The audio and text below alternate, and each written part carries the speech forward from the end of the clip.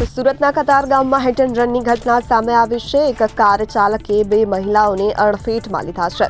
આ ઘટનાના સીસીટીવી પણ સામે આવ્યા છે। હચમચાવી દે તેવા સીસીટીવી સામે આવ્યા છે।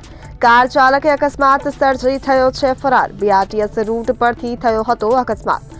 કતારગામ પોલીસે ગુનો નોંધીને તપાસ શરૂ કરી છે। એક મહિલાને ગંભીર ઈજા અને વૃદ્ધ મહિલાને સામાન્ય ઈજા પહોંચી છે।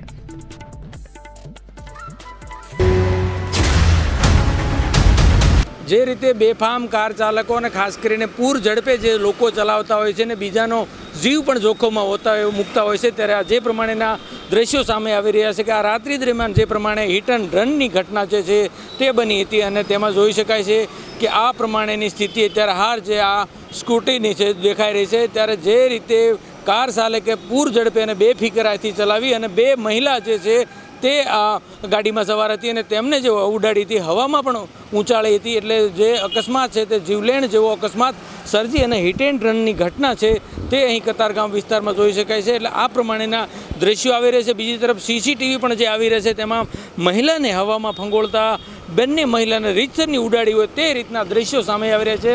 એટલે જે રીતે બેફામ રીતે કાર ચાલકો છે તે સતત અકસ્માત સર્જતા હોય છે, ત્યારે અકસ્માતમાં એક વધારો લઈને હાલ કતારગામ પોલીસે ગુનો નોંધીને તપાસ હાથ ધરી છે। પરંતુ મહત્વની વાત છે કે આ કાર ચાલકો બેફામ જે રીતે ચલાવે છે તેના પર લગામ ક્યારે આવશે અને ખાસ કરીને આ કાર ચાલક છે તે બે મહિલાનો અકસ્માત સર્જીને ફરાર પણ થઈ ચૂક્યો છે। ત્યારે હવે પોલીસ છે તે તેની દિશામાં ગુનો નોંધીને તપાસ હાથ ધરી છે। ત્યારે જોવું રહ્યું કે હવે આ જે કાર ચાલક છે તેને ક્યારે ઝડપી પાડે છે। સહયોગી હિતેશ સાથે અરવિંદ રાઠોડ, જનાદેશ ન્યૂઝ, સુરત।